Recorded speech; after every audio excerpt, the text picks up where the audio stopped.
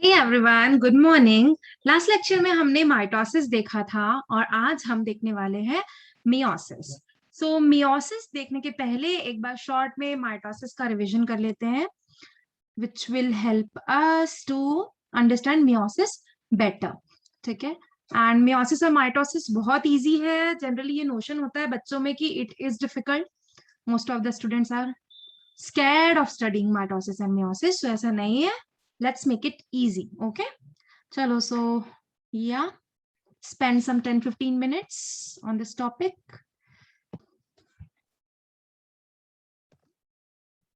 Okay guys, so this is mitosis which we have seen in last lecture, है ना? अगर आपको याद हो ये सारी stages, तो मैंने बताया था PMAT। ठीक है, हम उसको PMAT से याद रखेंगे।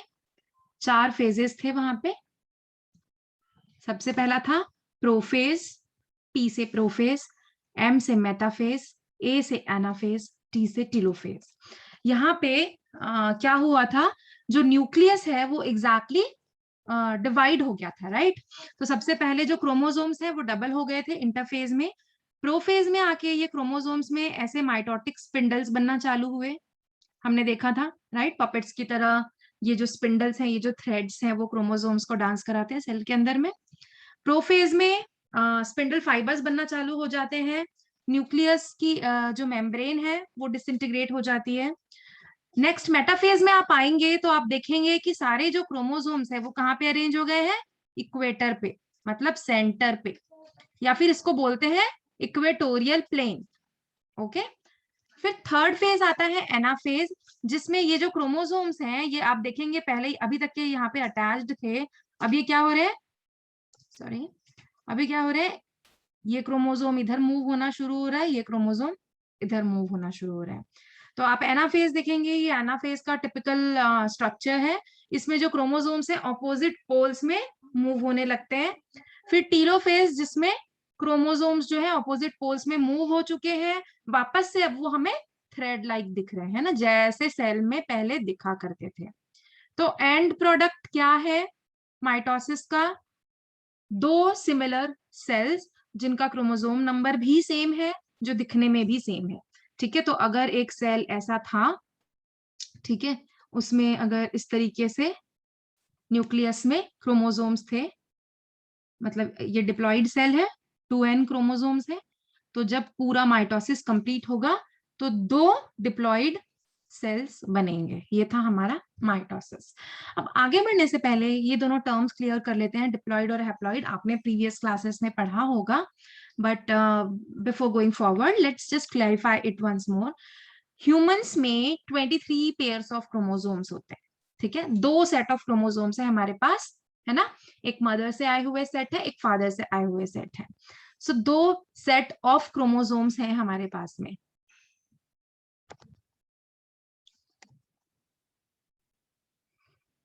ओके, सो अगर हम अपने नॉर्मल सोमैटिक सेल्स, सॉरी, या फिर बॉडी सेल्स की बात करें, हमारे बॉडी में नॉर्मली जो भी सेल्स है जिनको हम बॉडी सेल्स कह सकते हैं या सोमैटिक सेल्स कह सकते हैं, उनमें दो पेयर ऑफ क्रोमोसोम्स होते हैं। ठीक है, एक सेट को अगर हम एन कह रहे हैं तो उसका जब डबल है, मतलब जब वो पेयर में है, तो उसको क्या करेंगे, 2n कहेंगे। तो 2n क्रोमोसोम्स होते हैं, इसको हम कहते हैं डिप्लॉइड। लेकिन जो गैमीट्स होते हैं, मेल गैमीट या फीमेल गैमीट, मतलब स्पर्म और ओवम जो होते हैं, उसमें क्रोमोसोम नंबर एन ही होता है ना। तो सिर्फ गैमीट्स हमारी बॉडी में ऐसे हैं, मतलब मेल्स में जो है स्पर्म, और फीमेल में ओवम सिर्फ ऐसा है जिसमें क्रोमोसोम नंबर क्या है, एन है। बाकी बॉडी की हर एक सेल में, in the trillions of cells, you have 2n chromosome. तो अब हमें ये देखना है कि माइटोसिस की अगर हम बात करें तो 2n से 2n ही बन रहे थे, राइट। एन तो कहीं पे वहां पे नहीं आया था, तो ये एन एन क्रोमोसोम्स है, मतलब ये जो क्रोमोसोम हाफ हो रहे हैं वो किस प्रोसेस में हो रहे हैं, वो मियोसिस में हो रहे हैं, और इसीलिए हमें मियोसिस को देखना बहुत इंपॉर्टेंट है ना। अगर हम मियोसिस को देखें तो मियोसिस को we can divide into meiosis 1 and meiosis 2। ठीक है, फेजेस के नाम जो है वो दोनों में सेम रहेंगे। मतलब अगर हम मियोसिस 1 की बात करें, ठीक है, तो वहां पे जैसे हमने देखा था ना पी मैट माइटोसिस में, वैसे ही रहेगा। प्रोफेज, मेटाफेज, एनाफेज, टीलोफेज, लेकिन ये हो जाएगा प्रोफेज 1, मेटाफेज 1, एनाफेज 1, टीलोफेज 1। वैसे ही इसके बाद में साइटोकाइनेसिस होगा, ठीक है, और साइटोकाइनेसिस के बाद में जो है फिर से 2 सेल्स बन जाएंगे और उसके बाद में होगा मियोसिस 2, और मियोसिस 2 में फिर से आपके पास आ जाएगा पीमैट फेज, मतलब prophase 2, metaphase 2, anaphase 2 and telophase 2, ठीक है, और उसके बाद में फिर से साइटोकाइनेसिस होगा। तो ये प्रोसेस जो है ये कंटिन्यूअस लगातार चलता रहता है, मियोसिस 1 और मियोसिस 2 होता है इसमें। Okay, now let's see prophase 1। सबसे इसमें एक बात और आपके समझने की है, अगर आपको माइटोसिस समझ गया है तो मियोसिस 2 पूरा सेम है, उसको समझने में कोई प्रॉब्लम नहीं जाएगी। थोड़ा सा जो डिफरेंस आता है वो अकेली इस फेज में आता है, ठीक है। तो let's understand this in detailed वे। अब प्रोफेज 1 में, प्रोफेज 1 में 5 जो है सब स्टेजेस होती हैं, ठीक है। इसको हम याद रखेंगे LZP-D2 से। Let me just look for my marker, या LZP-D2। तो लेप्टोटीन, जाइगोटीन, पैचिटीन, D2 है आपका डिप्लोटीन एंड डाइकाइनेसिस। LZP-D2 ऐसे 5 फेजेस हैं यहाँ पे, ठीक है। हम देखेंगे क्या क्या इनमें होता है। तो सबसे पहला है लेप्टोटीन। अभी ये जो क्रोमोसोम है ये इंटरफेस से आया है, मतलब यहाँ पे जो क्रोमोसोम है उसकी क्वांटिटी क्या हो गई है, डबल हो गई है, क्योंकि डिस्ट्रीब्यूट करना है। तो हमने पढ़ा था इंटरफेज में पहले डबलिंग होती है क्रोमोसोम्स की, डीएनए की, तो यहाँ पे डीएनए डबल हो गया है, ठीक है। अब आप यहाँ पे कंसिडर करिए कि पिंक और ब्लू, ठीक है, ये एक पेयर ऑफ क्रोमोसोम है पिंक और ब्लू का। हमने देखा डिप्लॉइड सेल्स है, 2 पेयर ऑफ क्रोमोसोम्स हैं, ठीक है। हम एक पर्टिकुलर क्रोमोसोम की बात कर रहे हैं जिसमें 2 पेयर्स हैं, पिंक एंड ब्लू। अब इसकी डबलिंग हो गई है, इसीलिए आपको यहाँ पे क्या दिख रहा है, इंटरफेस से आने के बाद में आपको यहाँ पे 2 पिंक दिखेंगे और 2 ब्लू दिखेंगे, क्योंकि दोनों पिंक एंड ब्लू ने डबल किया है इंटरफेज में। अब ये प्रोफेज में एंटर कर रहे हैं, ठीक है। अब क्या होगा, अब ये दोनों क्रोमोसोम्स आपस में टाइटली जुड़ते हैं। क्यों जुड़ते हैं, लेप्टोटीन में इन क्रोमोसोम्स जो है दे स्टार्ट टू कंडेंस। सबसे पहला फेज है लेप्टोटीन। माइटोसिस में भी हमने देखा था प्रोफेज में कंडेंसेशन होता है, तो प्रोफेज 1 में लेप्टोटीन में कंडेंसेशन होता है, वो अच्छे से कंडेंस हो जाते हैं, क्योंकि आगे उन्हें क्या करना है, डिवाइड करना है। डिवाइड होने के पहले की तैयारी में वो कंडेंसेशन करते हैं। तो लेप्टोटीन का स्पेसिफिक फीचर है कंडेंस होना, ठीक है। अब देखते हैं जाइगोटीन में क्या होता है। जाइगोटीन में ये जो दोनों क्रोमोसोम्स हैं, आप देखोगे ये एरिया आपको दिख रहा है, ये पर्टिकुलर एरिया कैसे यहाँ पे जुड़ना शुरू हो गए हैं। तो ये जब जुड़ना शुरू होते हैं टाइटली एक दूसरे से, they start connecting to each other and form a complex, ठीक है। इस जुड़ने को बोलते हैं सिनेप्सिस और साइनेप्सिस, जो भी आप कहना चाहें, ठीक है। This is called synapses. तो पहले वो कंडेंस होते हैं 2 क्रोमोसोम्स, उसके बाद वो एक दूसरे से जुड़ना शुरू होते हैं एक एंड से, तो इसको बोलते हैं सिनेप्सिस। और इसीलिए ये जो कॉम्प्लेक्स आपको दिख रहा है यहाँ पे, इसके लिए आपको यहाँ पे लिखा है सिनेप्टोनिमल कॉम्प्लेक्स। इस कॉम्प्लेक्स को क्या बोलते हैं, सिनेप्टोनिमल कॉम्प्लेक्स। अब सिनेप्सिस हो गया। अगले पिक्चर में आप देखेंगे तो क्रोमोसोम्स आपस में जुड़ चुके हैं, ठीक है, पूरी अलोंग द लेंथ। और यहाँ का स्पेसिफिक फीचर है पैचिटीन का क्रॉसिंग ओवर या क्रॉस ओवर, ये यहाँ पे क्रॉस ओवर करते हैं। आप देखेंगे पिंक क्रोमोसोम जो है ब्लू के ऊपर क्रॉस ओवर कर रहा है, और ब्लू क्रोमोसोम जो है उसका स्ट्रैंड पिंक के ऊपर क्रॉस ओवर कर रहा है। क्योंकि ब्लू में, फॉर एग्जाम्पल हम ऐसा सपोज करें, पिंक में मदर से आई हुई कैरेक्टरिस्टिक्स हैं, ब्लू में फादर से आई हुई कैरेक्टरिस्टिक्स हैं, बट जो ऑफस्प्रिंग है, जो बर्थ होने वाला न्यू बेबी है, उसमें तो दोनों की कैरेक्टरिस्टिक्स जानी है, राइट। तो ये आपस में क्या करते हैं, एक्सचेंज करते हैं इंफॉर्मेशन को, अपने जीन्स को। तो यहाँ पे क्या हो रहा है, crossing over. Crossing over is the specific feature of the pachytene, ठीक है। DNA is exchanged by non sister chromatids. अब यहाँ पे सिस्टर क्रोमैटिड्स कौन कौन है, पिंक और पिंक आपस में सिस्टर्स हैं, ठीक है, दे आर सिस्टर क्रोमैटिड्स। लेकिन पिंक और ब्लू वो कैसी है, नॉन सिस्टर क्रोमैटिड्स, ठीक है। तो यहाँ पे नॉन सिस्टर क्रोमैटिड्स के बीच में डीएनए एक्सचेंज हुआ इन पैचिटीन। अब डीएनए एक्सचेंज होने के बाद आप देखेंगे डिप्लोटीन, डिप्लोटीन में क्या हो रहा है, सिनेप्सिस एंड्स। ये जो सिनेप्सिस था, ये जो क्रोमोसोम्स थे, ठीक है, ये यहाँ पे पहले जुड़ना शुरू हुए, धीरे धीरे करके पूरा का पूरा जो क्रोमोसोम था वो आपस में ऐसे जुड़ गया और उनमें क्रॉसओवर हुआ। ठीक है, यहाँ पे क्रॉसओवर हुआ। क्रॉसओवर होने के बाद अब धीरे धीरे सिनेप्सिस खत्म होना है, मतलब क्रोमोसोम्स को अलग अलग होना है, वो पास पास क्यों आए थे, तो exchange the information. Now the DNA is exchanged, और अब वो क्या करेंगे, वापस से अलग अलग होंगे। जब वो अलग अलग होंगे, एक पोर्शन में वो जुड़े हुए दिखेंगे, उसको बोलते हैं कियाज्मा। ओके, सो डिप्लोटीन का जो स्पेसिफिक फीचर है वो है कियाज्मा फॉर्मेशन, जिसमें क्रॉसओवर हो चुका है और दोनों के पास अब एक दूसरे के स्ट्रैंड्स हैं, तो ये है कियाज्मा फॉर्मेशन। ठीक है, सिनेप्सिस वाले में कोई क्रॉसओवर नहीं हुआ है आप देखोगे, लेकिन कियाज्मा फॉर्मेशन में क्रॉसओवर हो चुका है। उसके बाद आता है डाइकाइनेसिस। डाई मतलब दो, काइनेसिस मतलब बनना। अब यहाँ पे दो जो प्रॉपर वो है क्रोमोसोम्स क्रॉसओवर होने के बाद, जेनेटिक मटेरियल एक्सचेंज होने के बाद वो बन चुके हैं। तो prophase ends here in the diakinesis. Nuclear membrane डिसइंटीग्रेट्स। क्यों? अगेन हमने माइटोसिस में भी प्रोफेज में देखा था, दो ही चीजें देखी थी क्या, क्रोमोसोम कंडेंस होता है और न्यूक्लियर मेम्ब्रेन डिसइंटीग्रेट होती, क्योंकि अब इन क्रोमोसोम्स को न्यूक्लियस के बाहर जाना है, डिवाइड होना है, तो है ना, दो सेल बनना है। तो यहाँ पे भी यही हो रहा है, शुरू हो रहा है कंडेंसेशन से प्रोफेज, राइट, और यहाँ पे क्या हो रहा है, एंड में डाइकाइनेसिस हो रहा है, मतलब जो न्यूक्लियर मेम्ब्रेन है वो क्या हो रही है, टूट रही है अब यहाँ से। तो ये हो गया आपका प्रोफेज 1, जो कि बहुत बहुत इंपॉर्टेंट है। इसमें बहुत सारे क्वेश्चंस बनते हैं कि सिनेप्सिस कौन से स्टेज में होता है, जाइगोटीन में, क्रॉसओवर कहाँ होता है, पैचिटीन में, कियाज्मा फॉर्मेशन कहाँ दिखेगा, डिप्लोटीन में। ठीक है, तो ये जो तीन चार चीजें हैं ये बहुत इंपॉर्टेंट है यहाँ पे। और प्रोफेज 1 के एंड में एज यूजुअल, चाहे माइटोसिस हो, चाहे मियोसिस 1 हो, चाहे मियोसिस 2 हो, प्रोफेज प्रोफेज ही रहेगा। ठीक है, प्रोफेज की कैरेक्टरिस्टिक्स में कोई चेंज नहीं आएगा, मतलब यहाँ पे कंडेंसेशन होगा और न्यूक्लियर मेम्ब्रेन टूटेगी, तभी क्रोमोसोम्स नेक्स्ट में जाएंगे, विच इज मेटाफेज। मेटाफेज में अगेन हमने देखा था, मेटाफेज में इक्वेटोरियल प्लेट में आ जाते हैं सारे क्रोमोसोम्स, इक्वेटोरियल प्लेन में आ गए, यहाँ पे इक्वेटर में आ गए, अगर हम इसको ग्लोब समझे तो मतलब बीच में आ गए, तो इक्वेटर में सारे क्रोमोसोम्स आ गए।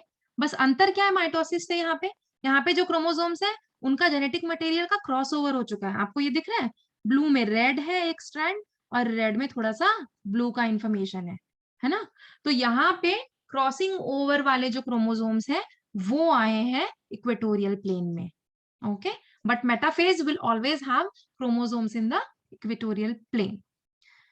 Next anaphase. एनाफेज का फीचर क्या है कि दोनों क्रोमोसोम्स जो है वो ऑपोजिट पोल्स में जाना शुरू कर देते हैं। सो यहाँ पे अगेन आप देखोगे एनाफेज में अब ये जो क्रोमोसोम्स हैं ये ऑपोजिट पोल्स में जा रहे हैं, है ना, स्पिंडल फाइबर्स इनको पुल कर रहे हैं, ऊपर वाले को ऊपर, नीचे वाले को नीचे, एंड एक्सचेंज जेनेटिक मटेरियल वाले जो क्रोमोसोम्स हैं they are moving to opposite poles. And then telophase, मतलब न्यूक्लियर मेम्ब्रेन जो है वापस धीरे धीरे अब क्या होगा, बनना चालू हो रही है। आपको दिख रहा है स्पिंडल फाइबर्स पूरे कॉन्ट्रैक्ट हो चुके हैं, आपको यहाँ पे कोई स्पिंडल फाइबर्स नहीं दिख रहे होंगे वैसे ऐसे, है ना, क्योंकि अब वो पूरे गायब हो चुके हैं, न्यूक्लियर मेम्ब्रेन रीअपियर हो रही है। और ये क्रोमोसोम्स का अब साइटोकाइनेसिस होगा, साइटोकाइनेसिस होने के बाद में क्या होगा, ये जो क्रोमोसोम्स है ये पूरे, सॉरी, ये यहाँ से दो सेल्स बन जाएंगे, ठीक है ना। तो अब यहाँ पे क्या होगा, दो सेल्स बन जाएंगे। तो ये हो गया आपका टीलोफेज 1। फिर है साइटोकाइनेसिस, जहां पे दो डॉटर सेल्स बन गई हैं at the end of meiosis 1। तो यहाँ पे आप देखेंगे कि यहाँ पे 2n से जो है वो आपके क्रोमोसोम्स क्या हो रहे हैं, 2n ही है कि n बन गए हैं। देखिए जरा ये पिक्चर्स देखिए and then try to understand how is it happening here.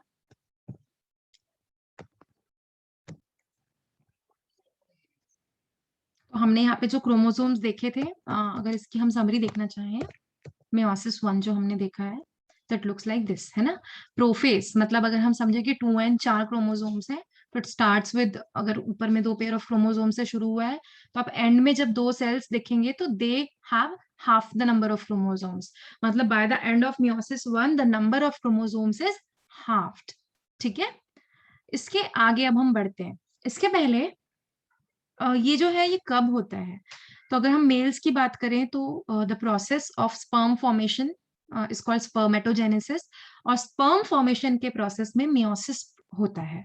Similarly ovum के बनने का जो प्रोसेस है it is called oogenesis, the formation of ovum, and oogenesis also is a meiotic process और अ मियोसिस। ठीक है, तो अगर हम ये प्रोसेस देखें, for example let's see here males, ठीक है, तो 2n से ही शुरू होगा। ऑलवेज रिमेंबर कि meiosis will start from 2n only, from a diploid cell, क्योंकि हमारे पास normally all the cells we are having diploid. It will start from a diploid cell, जो कि मल्टीप्लाई होके और डिप्लॉइड सेल बनाएंगे, मतलब माइटोसिस हुआ। तो स्पर्मेटोजेनेसिस मतलब मेल्स के कॉन्टेक्स्ट में इसको कहते हैं स्पर्मेटोसाइट। ठीक है, जो सबसे पहले बना तो उसको बोलेंगे प्राइमरी स्पर्मेटोसाइट। ये डिवाइड होगा मियोसिस से। अब मियोसिस शुरू हो रहा है यहाँ पे प्राइमरी स्पर्मेटोसाइट में, यहाँ से जो प्रोसेस है आगे ये पूरा है मियोसिस। तो मियोसिस 1 के एंड में क्रोमोसोम नंबर हाफ हो गया, मतलब n और n। मियोसिस 2 पूरा होता है माइटोसिस जैसा, मतलब सिर्फ डबलिंग होगी, 1 से 2 बनेंगे। तो एक n से 2n बन गए, दूसरे n से और 2n बन गए। ठीक है, तो इनको बोलते हैं स्पर्मेटिड्स। और बाद में हमने देखा है कि they are not spherical sperms, जो इनका शेप हमने देखा है proper in the reproduction chapter. So इनका ये जो स्ट्रक्चर में चेंजेस है ये पूरा आता है, मेटामॉर्फोसिस होता है इसका, और बाद में स्पर्म सेल्स बनते हैं या फिर स्पर्म्स बनते हैं। तो ये जो प्रोसेस है स्पर्मेटोजेनेसिस, इसमें मियोसिस इन्वॉल्व होता है। ठीक है, तो प्राइमरी स्पर्मेटोसाइट से जो स्पर्म सेल्स बनने का प्रोसेस है ये almost it takes 74 hours in males. वही हम अगर फीमेल्स में बात करें oogenesis की, ठीक है, तो oogenesis भी स्टार्ट होगा अगेन डिप्लॉइड सेल से, मतलब 2n से। ठीक है, ये 2n जो है ये माइटोसिस से बहुत सारे 2n बनेंगे। अब इसके आगे यहां से जो है इट इज मियोसिस। फीमेल्स में it is an interesting process, just look here. ये जो मियोसिस 1 है, ठीक है, मतलब 2n से जो n का बनना है, ये जो है ये हो जाता है वोम्ब में, मतलब जब एक फीमेल अपनी मदर के वोम्ब में डेवलप हो रही है तब मियोसिस 1 वहां पे शुरू हो जाता है। बट मियोसिस 1 में वो अरेस्ट हो जाता है, मतलब वो वहीं पे रहता है। बाद में जब प्यूबर्टी का ऑनसेट होता है ना, जब ओवम रिलीज होना शुरू होता है, जब मेंस्ट्रुएशन शुरू होता है, तब क्या होता है at the onset of puberty एक एक ओवम हर मंथ रिलीज होता है, हमने देखा है right. Ovulation happens once every month.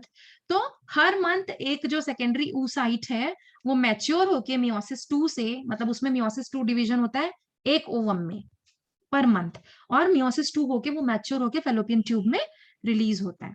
ठीक है ना, तो ये जो प्रोसेस है मियोसिस, ये oogenesis कहलाता है फीमेल्स में, और ये भी 2 स्टेप में होता है, मियोसिस 1 एंड मियोसिस 2। तब हमने मियोसिस 1 देख लिया है। मियोसिस 1 में हमने प्रोफेज, मेटाफेज, एनाफेज, टेलोफेज देखा। प्रोफेज में LZP D2 फेजेस देखी, लैप्टोटीन, जाइगोटीन, पैचिटीन, डिप्लोटीन, डाइकाइनेसिस। ठीक है, उसके बाद फिर मेटाफेज में सब क्रॉस ओवर वाले क्रोमोसोम्स इक्वेटोरियल प्लेट में आ गए। एनाफेज में धीरे धीरे वो अपोजिट पोल्स में जाने लगे। टीलोफोल फेज में पूरे अपोजिट में चले गए। साइटोकाइनेसिस में 2 सेल्स बन गए। अब 2 सेल्स हैं हमारे पास, ठीक है, जो कैसे है, एन है, जिनमें क्रोमोसोम नंबर कैसा है, एन है, राइट। मियोसिस 2 जो है इनमें शुरू होगा। ये मियोसिस 2 का स्टार्टिंग मटेरियल है। तो प्रोफेज 2 में क्या होगा, प्रोफेज में हमेशा क्या होता है, कंडेंसेशन होता है।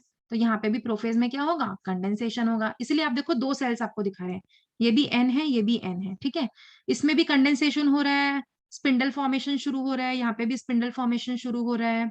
ओके, न्यूक्लियर मेम्ब्रेन डिसइंटीग्रेट हो रही है, यहाँ पे भी न्यूक्लियर मेम्ब्रेन डिसइंटीग्रेट हो रही है। यही फीचर्स है प्रोफेज के। ठीक है, लेकिन क्या अंतर है, यहाँ पे जब आप क्रोमोसोम देखोगे तो आपको ब्लू क्रोमोसोम में रेड पैचेस दिख रहे हैं, क्योंकि मियोसिस 1 हो चुका है।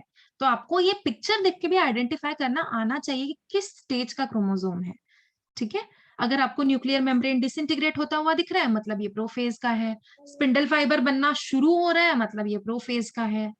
ठीक है, क्रॉसओवर हो चुका है मतलब ये प्रोफेज 2 का है ना। अगर क्रॉसओवर नहीं हुआ है तो प्रोफेज 1 का है। तो इस तरीके से आपको वो समझ में आ जाएगा। फिर मेटाफेज में क्या होगा, ये इक्वेटोरियल प्लेट में, मतलब यहाँ पे सेल को अभी ऐसा बनाया हुआ है। हम नॉर्मली कैसा बनाते हैं, ऐसा। अभी सेल को इस तरीके से आपको दिखा रहा है, इसलिए ऐसा दिख रहा है, बट है ये इक्वेटोरियल प्लेट ही।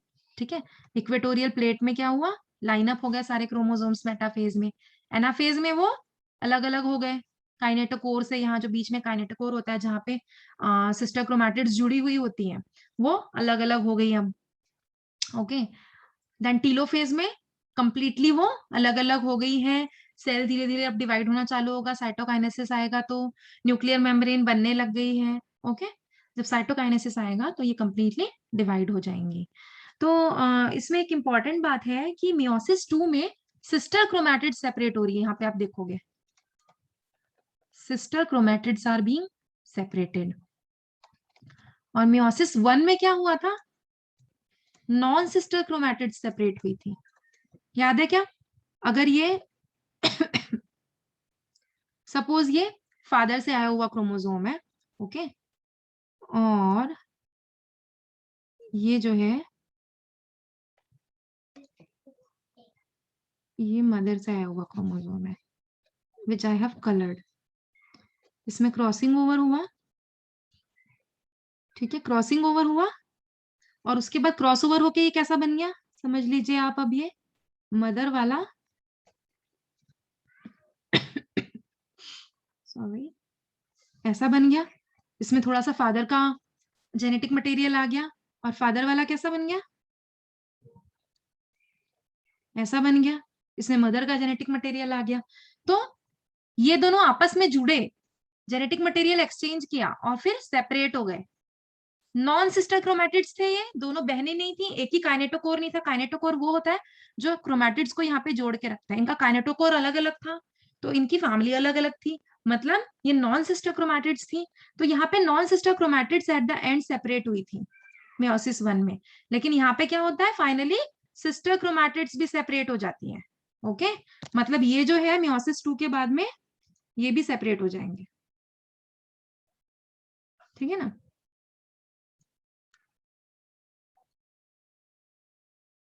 इस तरीके से, और 4 सेल्स बन जाएंगे। सो इसीलिए मियोसिस में आपको एक सेल से 4 सेल्स मिलते हैं, जैसा आपको यहाँ पे दिख रहा है। ये देखो 2n से शुरू हुआ था और एंड में कितने मिले हमें, 4 सेल्स मिले, है ना। लेकिन जो माइटोसिस होता है उसमें एक सेल से हमें 2 सेल मिलते हैं। तो ये हो गया आपका माइटोसिस एंड मियोसिस। कोई भी आपको डाउट्स हैं तो प्लीज कमेंट सेक्शन में पोस्ट करिए, I will try to solve in the next session. Mitosis meiosis में डाउट्स आ सकते हैं आपके मन में, बट प्लीज थोड़ा सा एक बार ध्यान से अगर देखेंगे तो you will understand it well. Okay, so I will end the session for today. I hope you have understood it well. Or yeah, let's meet in next session. Bye bye.